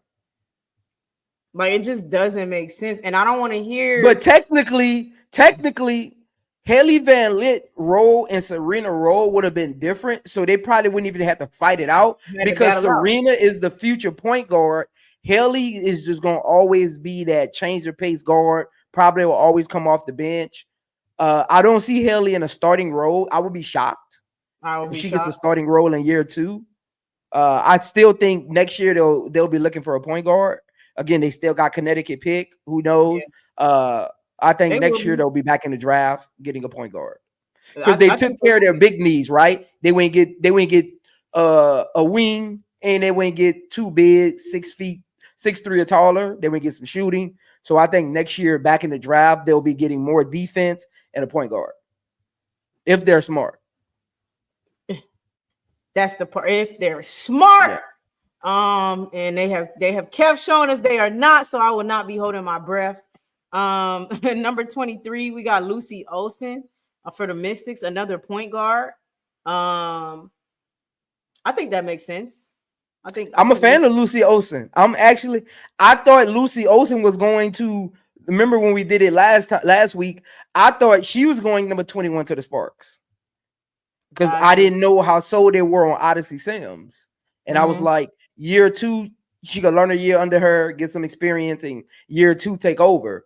But for them to go with Fagan when Lucy Olsen is still on the board means either they think they can get a point guard next year or they're sold on Odyssey Sims. Yeah. I think they cool with her carrying them through as a vet PG. Now this is key. I'm about to throw out a nugget. Georgia Moore, you on the clock. That's all I'm gonna say. Because Lucy Olsen ain't no slouch. No, she not no slouch, but they would. I just would be surprised because they you on the clock. No, but it's no. Hold on. Let me say this: is Sykes on the clock? Not yet. Not yet. The players that they drafted, Sonya is the only person who could push her out. But I think she's going anyway just because of like optics. She just don't fit with that team. That's a young team coming in. And Sykes isn't an Alicia Clark. If there was an Alicia Clark, they would have kept her around to help build and mold the team leadership. That's not really Sykes' kind of mentality. So she's literally getting pushed out by them going young. Yeah. So yeah, I still got her being traded by the trade deadline. I got her being moved. That's what I'm at with. Even if it's for a second round pick, again, even next year, Mystics got 2 first round picks next year. So they don't need all them picks. And again, at some point, you got to start winning games and stop drafting. So I can see them even moving her for a mediocre player, probably somebody off the bench, a defensive wing off the bench or something, or another rebounder, possibly packaging her and Shakira. Look, I think it's 3 of them on the chopping block, possibly. I think it's Dolson, Shakira, and Sykes. I think they're going to let Dolson walk. And they're gonna let Dolson walk this summer. But I do think they want to see what they can get for Shakira and Sykes because they're still young and they're still playing well. So I think they could perhaps package both of them and see if they got a disgruntled superstar out there during the regular season going into the trade deadline. Yeah, I definitely can see that. I can see that. That could be a topic for next week. That's a topic for next week. I'm finna write that down. What teams do we see making trades by the deadline and what players? Let me put that in the Google Doc. That'll be a good topic. All right. I'll get see that. Number 24, Delia Daniels, Minnesota. Don't know who that is. I don't know who Delia Daniels is. Oh, Delia Daniels. Delia Daniels. You know who that is? Yeah, she's straight. She okay. She a catch and shoot player. That's all she does. She catch and shoot. She getting cut though. Probably they got. She, I'm talking about. she's a poor man's Bridget Carrington. Oh yeah, nah. No, she ain't making Bridget. Yeah, she not making it. Bridget been Cheryl's project for some years now. She not letting that go. Bridget, one of the best players on the team. Bridget, I'm just saying, like that's her game. Like she's a poor man's. She's a poor man's Bridget Carrington. She ain't making the team. Big facts. I like Bridget a lot. Actually, I like Bridget a lot. Yeah, Bridget is one of my top 5 players to watch. Bridget in what? my top 5. I didn't know that. I love. You didn't know that? No, you didn't know that. Key, I talk about it. Ask the chat. You Bridget do Carrington. a film breakdown on her. Then have you ever done one on her? No, I haven't done one. I will though this season. I got a whole list of breakdowns I got to do this season. I'm waiting for the season to start because a lot of the fans aren't back on YouTube yet. So once the season starts, they'll be back on YouTube learning about the team. So once the season start, I'm gonna be doing like 6 breakdowns a week once the season start. Like I got a lot of breakdowns. Man, I love Bridget. I love her. Yeah, Dejanay Carrington, Angel Reese, Asia Wilson, Mick Buckets, and Bridget Carrington. That's my top 5 favorite players to watch. I'm there for. I love all those players, so I'm excited to see. Because she does the Key. You already know me. Like I'm a savant when it comes to just basketball movement on the court, knowing why a screen was set. So when I watch games, I just love that she always does the right thing. Like she just does it. Ain't nobody. If you don't watch film or really know basketball like that, you don't really notice it. She does the right thing. That's why I'm like, wait, what? I'm excited because I feel like a lot of people don't understand Bridget and her game. Bridget was I think people don't realize Bridget's so lethal that I don't think people realize they paid attention to her the most during the when she's on the court versus Minnesota. They shut Bridget down. They weren't really worried about Caleb. I'm not gonna say like they wasn't guarding everybody, but Bridget is the one who got shut down. She's their best catch and shoot player. She said she was underwhelming because they was not letting. They focused on her. They knew she was gonna be the X factor. They knew Bridget Carlton was the X factor, and they did not play with her. And so now this year, I expect her to do better situations like that. But yeah, I mean, I love Bridget. Anyway, we don't have to get into that. We will talk about that when you do the film breakdown. People don't know, man. Bridget is one of them ones. But anyway, number 25, we got Rhea Marshall.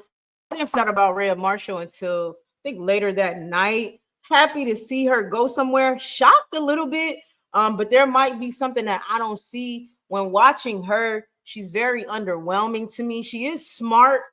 Don't get me wrong, she's smart. She's a smart player on the court. But she's just so underwhelming to me. But maybe Connecticut, with them being in a rebuild, this is a player they take a chance on and could see that maybe they can build her. Because it's not like she doesn't have the height there. Again, I do feel like she's smart when I'm watching her. But a lot of y'all say Gottlieb holds players back. So I don't know if maybe Rhea needs some more guidance, things of nature. She got Tina there, for Aneesah and her. Maybe that helps her. What you thinking about Rhea going to Connecticut? I like that too. She'll make the roster. Yep. She could potentially end up being their starting center. She'll make the roster. Could potentially be in their starting center. She can actually play with Aneesah. Like they can actually be on the court together. Yeah, for sure. Because they bring different things to the game. They both don't need the ball. Aneesah needs it a little more than Raya, but they both don't need the ball to be effective like that. They just need to be fed. They don't need to take dribbles and all of that other stuff. And Raya is a workhorse on the boards. She's a great rim protector. That's why I see her starting at center. She averaged 3 blocks a game this year. 1 point, I think 5 steals. She brings great energy. She runs the floor very, very well.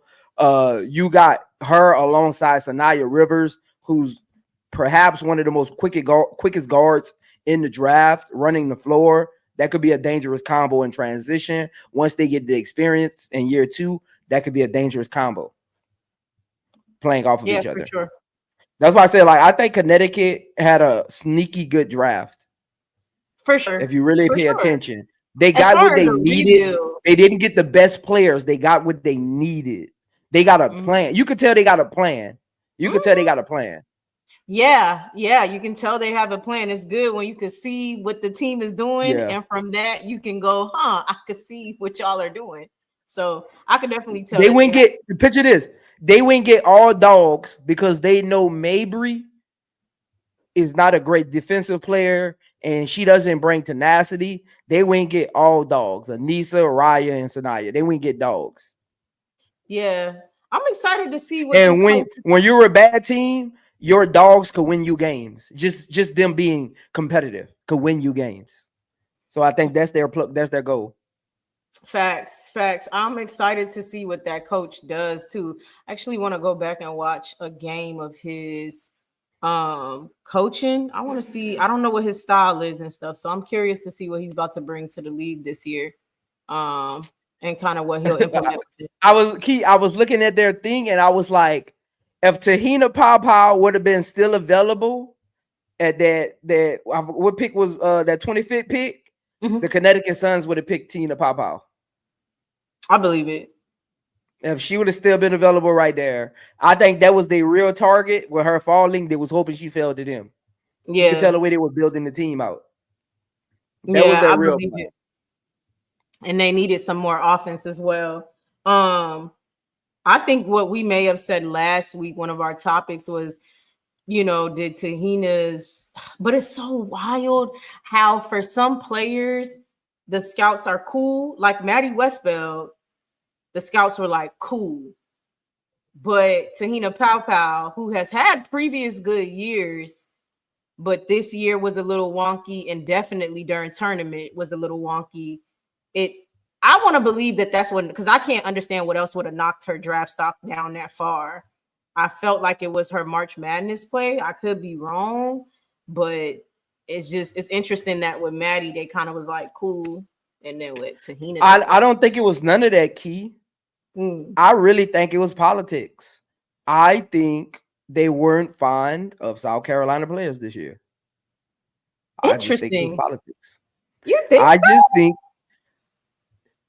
Fagan shouldn't have fell that far. I was shocked Bree Hall fell that far. I was definitely shocked Tahina Pawpaw fell that far. Shocked by Tahina. I just think for some reason GMs was not fond of South Carolina's play this year. Interesting.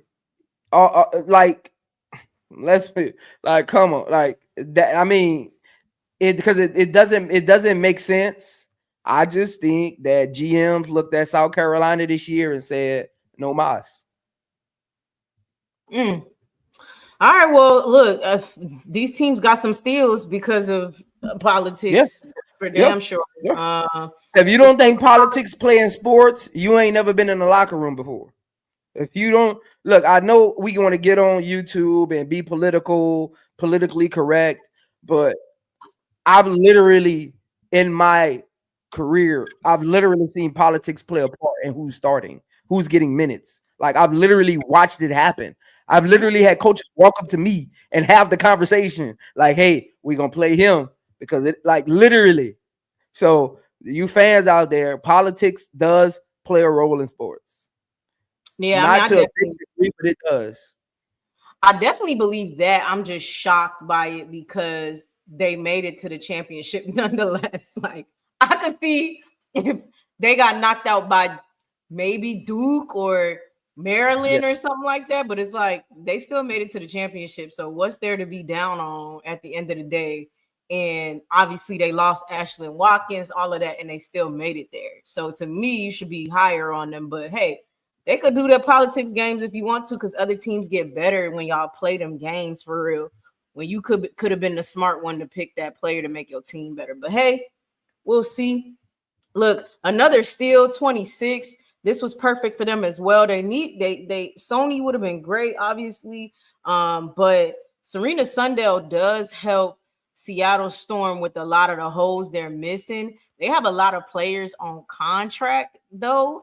But I think that Serena Sundell beats some of those players out of their contract.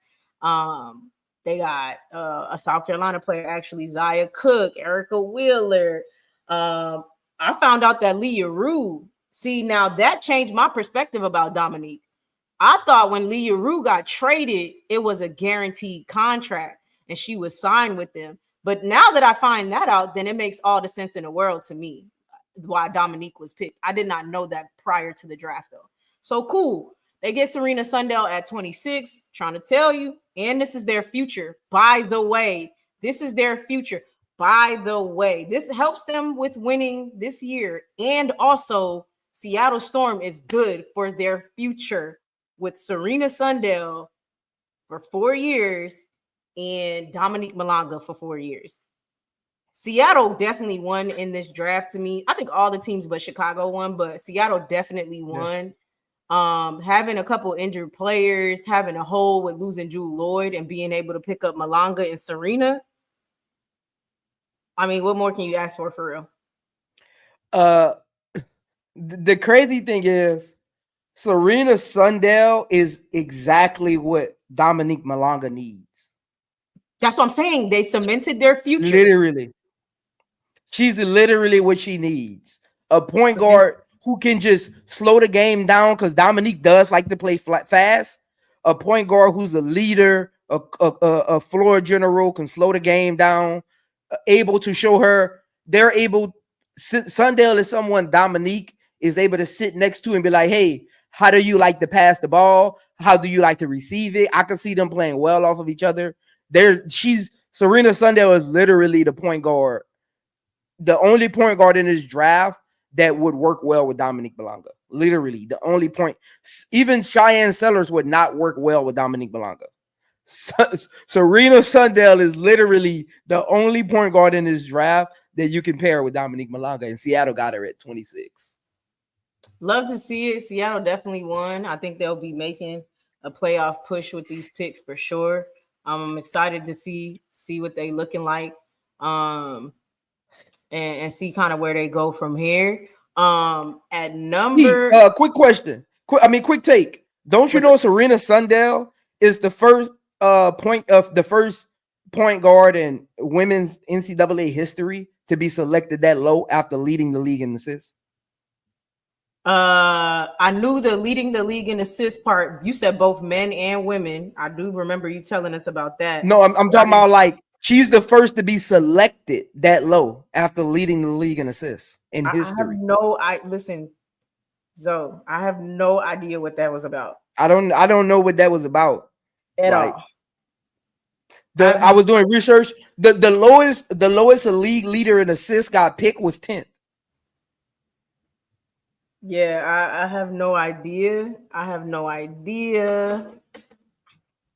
So, and like for the 3-point shooting stuff, that's like players could learn that. So I just don't want to. I don't want to. But that's not even true either. That's not true either. She shoots 33% from 3. That's not true. No. I don't know who started that. Not the percent. I'm just saying so. When it comes to her and Cheyenne, the only thing I can think, I'm grasping for straws at this point because I'm really seriously not understanding why they were picked. Okay. So I know one of the weakness of their games is they don't shoot a lot of threes, but to me, that is stupid to not pick them. All of these rookies are going to have to be developed. Why not pick the rookie who probably least has to be developed? Like if it's a 3-point shot, that's offense. It's not like you developing her defense or something crazy like that. You're developing her offense. A 3-point shot. Like y'all could, we need you to shoot more threes. That's it. If that's a part of it, like I want to see Georgia Moore get that off. I want to see her get that off. I'm interested to see if she can get that off. I don't care what I don't care how good she can shoot. I want to see her get that off. When Ariel Atkins standing in front of her, I want to see her get that off. When Jackie Young standing in front of her, I want to see her get that off. Yeah. When B. Janae is standing in front of her, I want to see her get that off. I will. The only thing, yeah, but it's still because I watched her. The reason I'm saying that is she was one of the people I was about to do a breakdown on, but I was like, Chicago not going to select her. I watched her. She struggled getting that shot off. Mm-hmm. Like even in the second half against Serena Sundell, people keep forgetting Serena put her out the tournament. Serena gave her 19 points and 7 assists in the second half of that game. She struggled to get that shot off when Serena was guarding her. She struggled to get that little pull-up three off. I'm interested to see if she gets that off. Yeah, we're gonna see. And Ariel Atkins, Serena Sundell ain't Ariel Atkins on defense. Serena Sundell ain't Jackie Young on defense. Right. So I'm interested to see. That's one player I'm interested to see if you get that off. That I wanted to say that it was in my head because we kind of when we did the first round we kind of skipped by her, but it was in my head, so I was waiting for you to. I knew you was gonna bring it back up eventually. I wanted to get that off. Yeah. No, I feel it. I totally understand what you're saying. Man, we're gonna see again. The Storm definitely won for now and in the future. I'm telling you, the Storm is gonna. A lot of these after draft night. This ain't no like funny stuff. I was like, wow, I'm definitely gonna be a fan of a lot. I like watching all these teams anyway, but what they're building for their future, the Mystics, Seattle Storm, a lot of these teams, I like the way that they're moving in the direction that they're moving in. They're gonna be teams to watch in the future for sure. Yep. Hey, so look, we got a JJ Quinterly going to the Wings, which is interesting, because I've heard that she's a great value. Isaiah James, I've heard. I haven't watched her a lot, so I'm like, y'all got two of the same.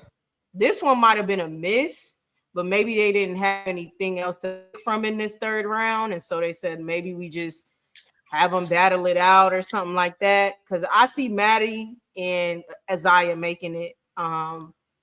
But I think they have enough spots for even JJ to make it. But I just don't know why you need two of the same or similar players. Does JJ have PG skills at all? If I was Dallas, I would have actually went with Madison Connor. Oh, she was after catch and shoot player with Serena Sundell. Catch and shoot player, doesn't need the ball, can operate off ball. Yeah. Like they need more of those players who don't need the ball on their team right now. Mm-hmm. That can shoot, but don't need the ball. If I was them, I would have went with Madison Connor over JJ Quinterly, unless they're looking again. These picks tell me they're off of Iriafen. I know she's celebrating, but I've seen players celebrate before and still get traded. So it ain't out the norm. Yeah. These picks tell me they got a backup plan. Yeah. I definitely think that. I think the writing is on the wall. Look at the picks. Yeah, I think the writing is on the wall. That's why I said earlier, Isaiah James is literally Iriafen. Literally. Iriaken's play style. Yeah, I think the right. She might never be as great as Iriafen in the WNBA, but their play styles are similar. Honestly, and we don't know what Dallas does this year with a new. Real quick, y'all. Dallas trades away Iriafen mid-season.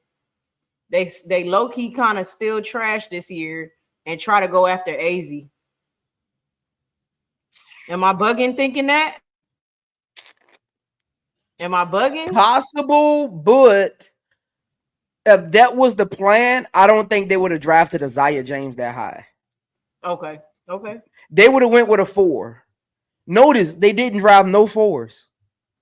They need a 4. They need a 4. And Alyssa, don't they? They need a 4. You ain't winning no championship with Alyssa as your 4. Look, I be trying to tell people this. There's certain players who you win championships with, and there's certain players you don't. No matter how good they are or how serviceable they are, GMs know this. There are certain players you win championships with, and there are certain players you put on your rosters to get by. You putting Alyssa Smith on your roster to get by. You don't put her as your 4 to win a championship. Fever, why do you think Fever moved on? I know all the other stuff, but that was one of the reasons She's yeah. she's not a championship 4. Oh, no. I definitely don't think that. But look, we got Leah 2 King at number 28 for the Sparks. I think that's a good pickup for them as well. Another good pickup with what they got going on, what they're building. Workhorse, love her. Happy to see Leah 2 get drafted. Watching her on ND, I think she was actually I don't want to say underappreciated, underutilized on in Notre Dame. Properly in their system, don't get me wrong, but I definitely she's a talent.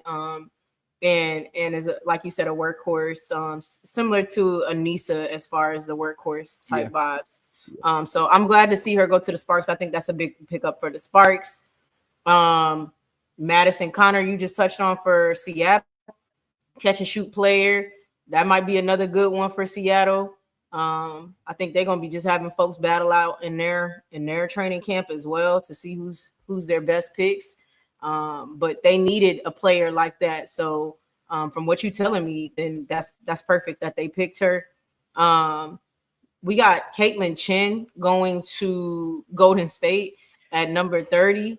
And appreciate that, Brian Hallen-Hines. My bad. I don't want nobody to be correcting me. Madison Connor played with Hailey Van Lith.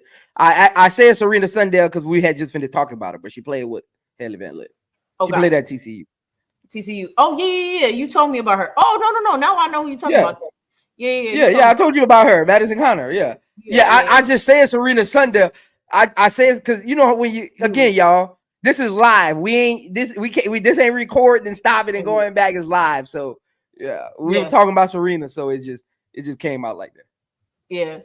But I think she makes the team for Seattle as well. And then Caitlin Chen going to Golden State. I think it's cool. Another she ain't making the roster. That was a Paige Bueckers pick. You don't think so? She ain't making the roster. No. Okay. We'll see. I mean, I could see it because they only. If she does, it's to sell tickets.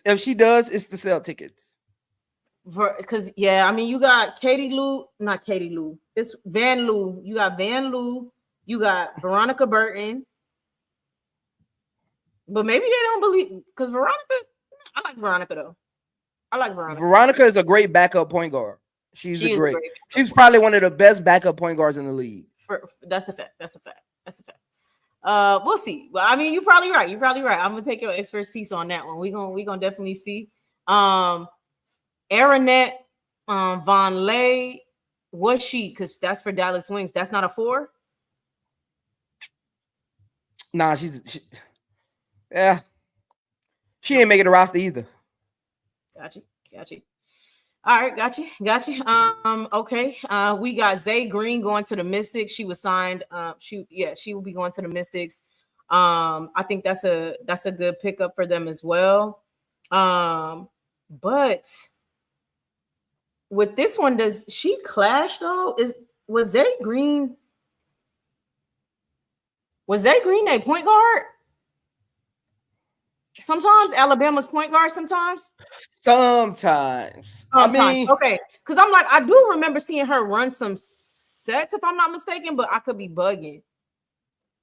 So maybe they utilize her in a different, not in a different way. Yeah, they might. Yeah, I mean, hey, they about to have the battle of that out. I wish I could be a fly on the wall doing their practices during training camp. They're gonna be a good point guard battle. Yeah, that's why I'm like, wait, hold on now.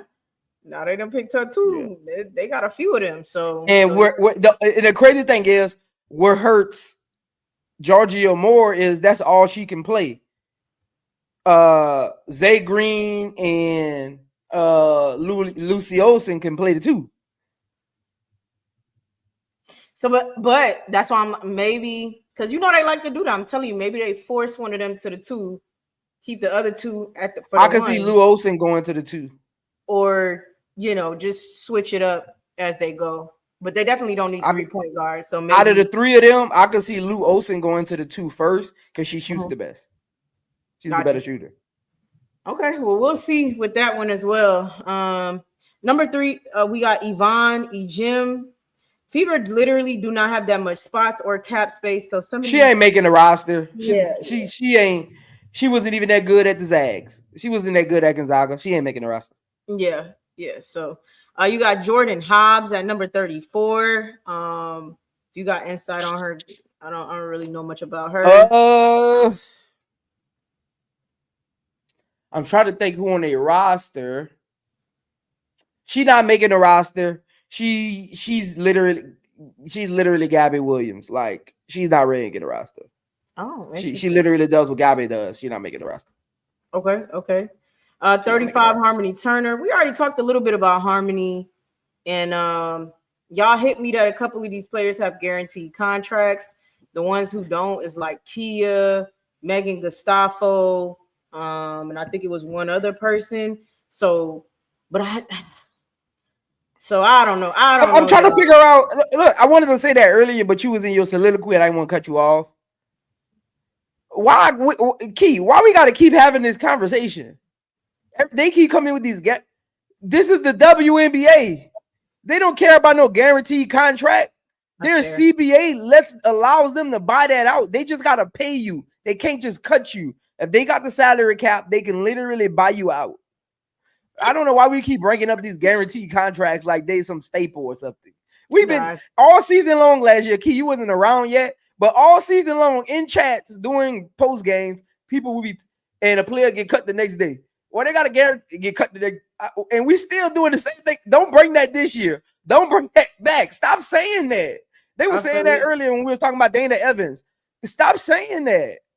Like that don't mean nothing. If that team want to buy you out, you go home. That don't mean nothing. Kennedy Carter had a guaranteed contract when she was with Atlanta. That don't mean nothing.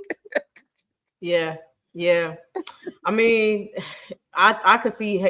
I think if Harmony proves herself, I could see the Aces making room for her, because I did feel like last year they did need a PG off the bench for, for some spot minutes for Chelsea, especially. I mean, I know she's healthier now, but still, you want to be a champ. You want to win a championship this year.